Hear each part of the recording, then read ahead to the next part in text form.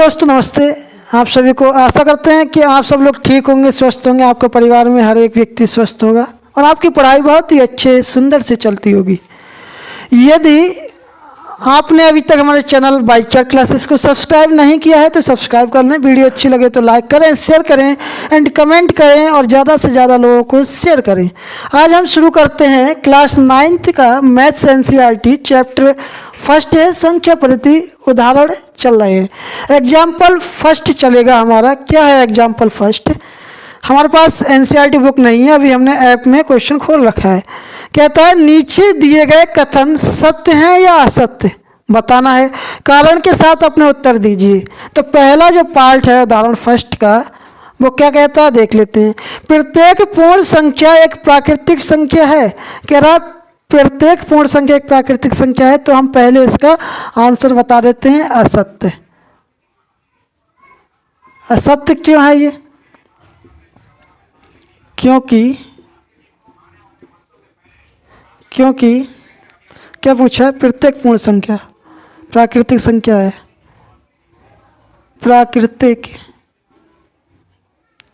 प्राकृत संख्या कहें या प्राकृतिक संख्या कहें, ठीक है। प्राकृत संख्या प्राकृतिक संख्या में शून्य नहीं होता है, ठीक है। प्राकृत संख्या में शून्य नहीं होता है और पूर्ण संख्या में हमारे क्या है? शून्य है। तो इन्होंने कहा प्रत्येक पूर्ण संख्या प्राकृतिक संख्या है, तो नहीं है। देखो प्राकृत संख्या क्या होती है? प्राकृत संख्या मेरी 1 से स्टार्ट होती है और प्लस के इनफाइनाइट तक चलती है, और पूर्ण संख्या मेरी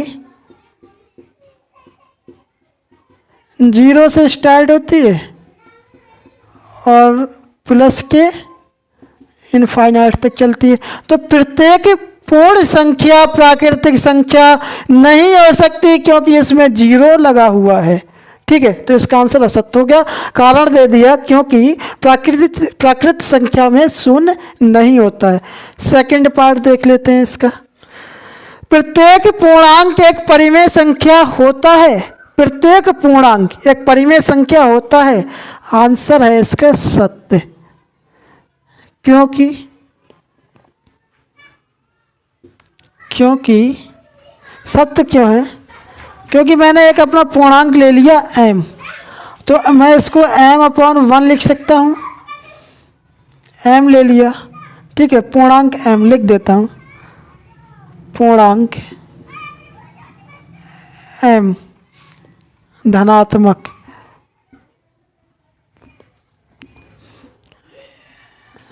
और m/1 एक परिमेय संख्या है।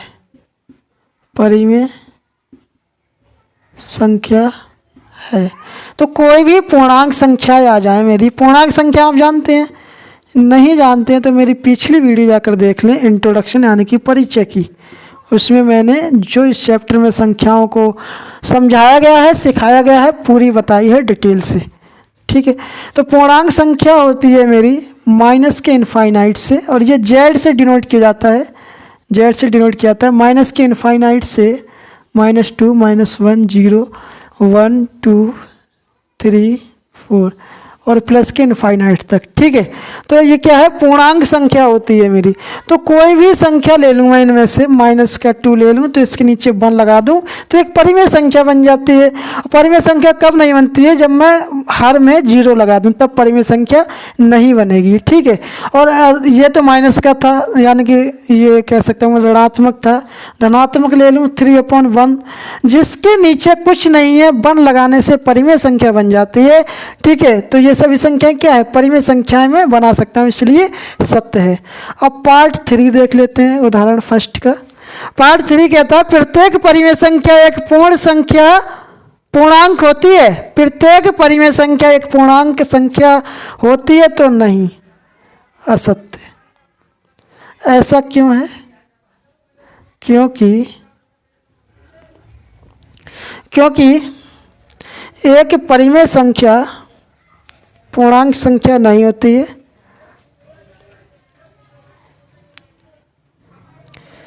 जैसे मैं कोई संख्या ले लूं, परिमेय संख्या आप जानते हैं,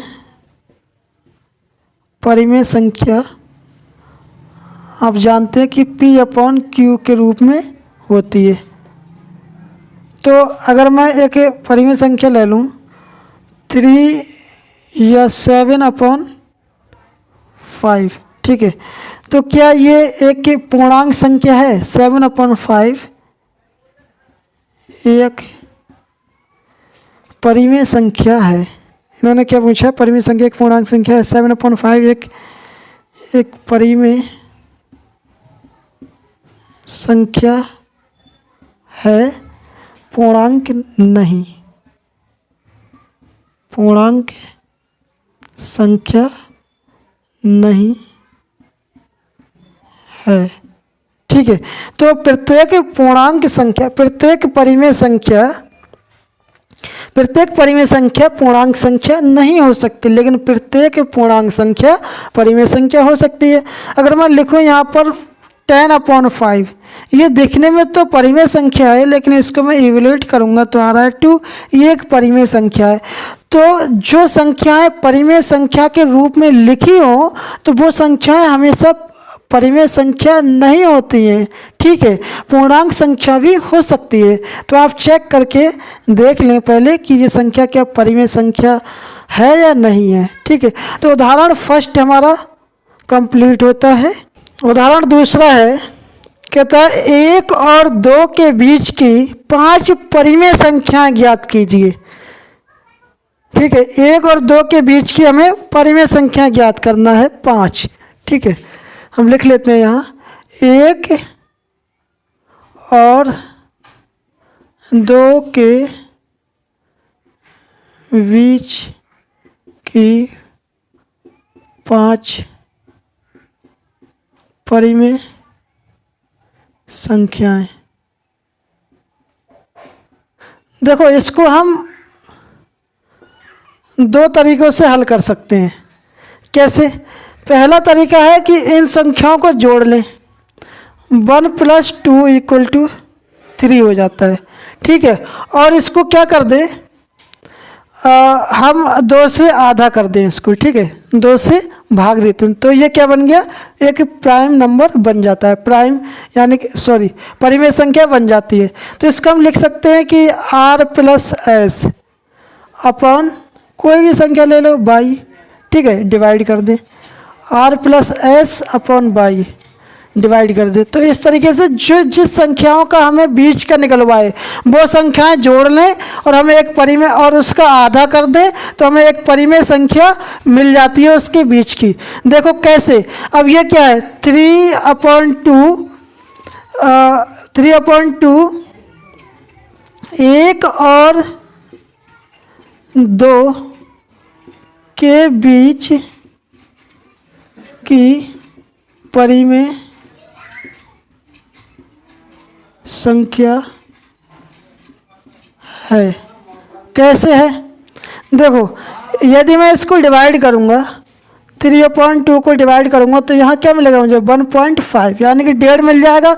अब कभी भी परिमेय संख्याएं निकालते समय आपको 1 से पीछे यानी कि 0 के पॉइंट में नहीं जाना है और 2 के आगे यानी कि 2 के पॉइंट में नहीं जाना। इस तरीके से 0.12 नहीं आना चाहिए और इधर 2.1 या 2.13 नहीं आना चाहिए।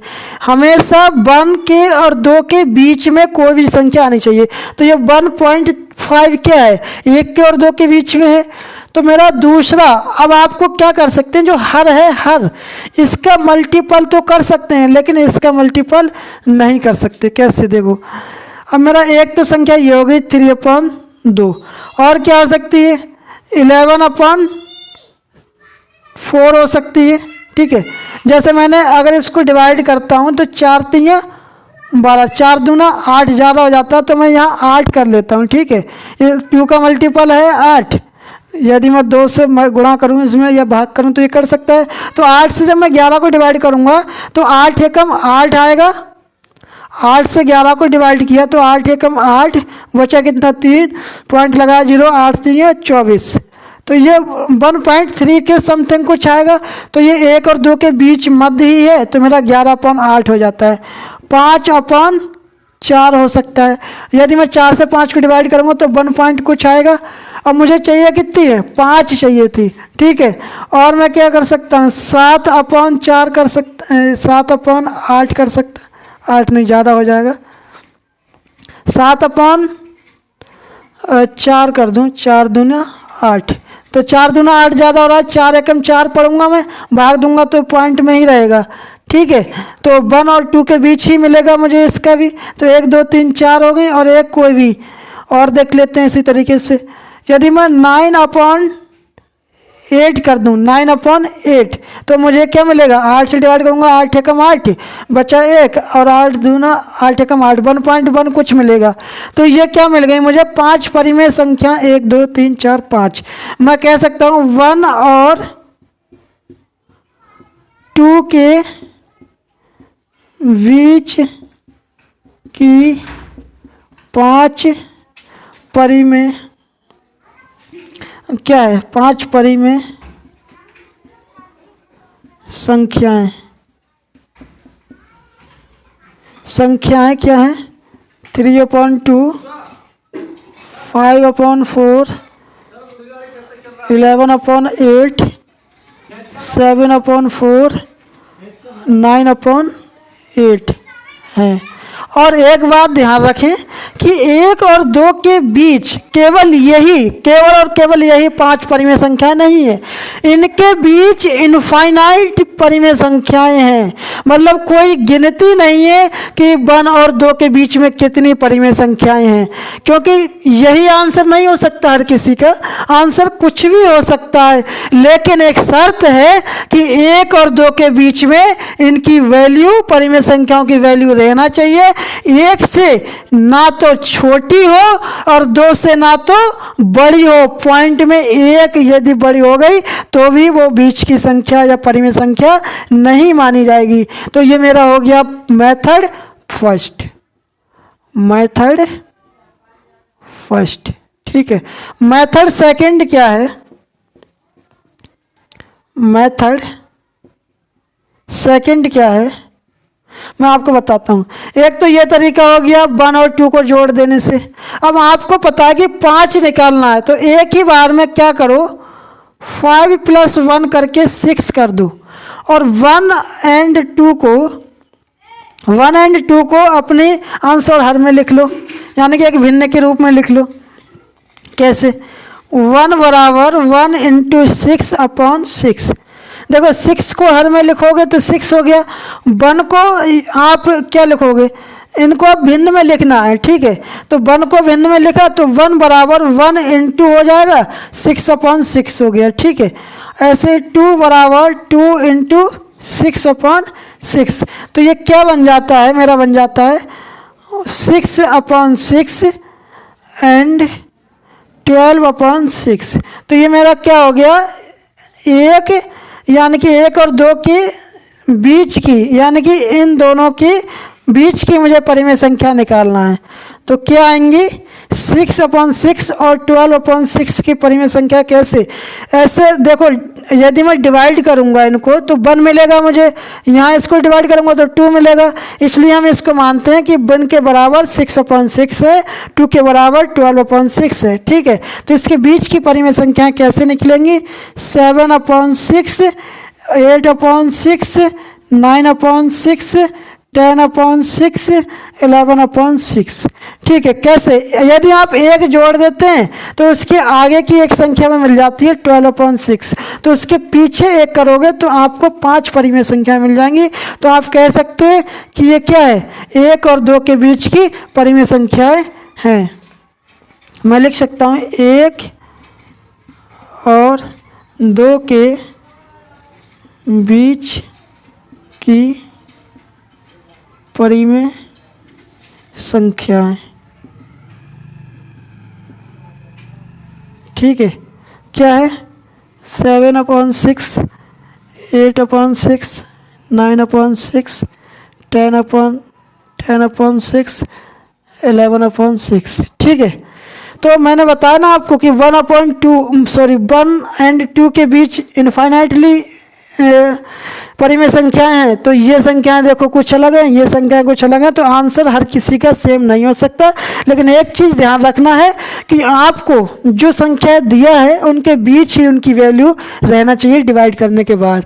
तो हमारा एग्जाम्पल सेकंड, यदि एक्सप्लेनेशन आपको समझ आया हो तो वीडियो को लाइक करें, शेयर करें एंड कमेंट करें और अपनी पढ़ाई अच्छे से करते रहें। इसका चैप्टर फुल मिलेगा आपके लिए और हम उदाहरण सहित एक्सरसाइज को समझाते हैं तो बच्चे के ज़्यादा से ज़्यादा समझ में आता है, क्योंकि उदाहरण में एक्सरसाइज में जो कॉन्सेप्ट लगा होता है वो उदाहरण में लगा दिया जाता है। तो उसी तरीके से हम चलते हैं कि बच्चे को सरलतम रूप से समझाया जा सके, सिखाया जा सके। यदि आपने अभी तक बाई केयर क्लासेस चैनल को सब्सक्राइब नहीं किया तो सब्सक्राइब कर लें, बेल आइकन दबा दें। और कुछ कहने की ज़रूरत नहीं है, समझ में आया हो तो कमेंट कर दें, नहीं समझ में आया तो कमेंट कर दें, हम उसको समझाने की कोशिश करेंगे, वीडियो भी बना कर दे देंगे आपके लिए यदि समझ में नहीं आया हो तो। और यदि आप हमारा नंबर लेना चाहते हैं तो शायद अबाउट में दिया हुआ है चैनल के, ले सकते हैं, और नहीं दिया तो कमेंट कर दें, हम आपको एज अ सेपरेशन भी समझा सकते हैं कोई भी क्वेश्चन में डाउट है तो। Thank you. जय हिंद, जय भारत।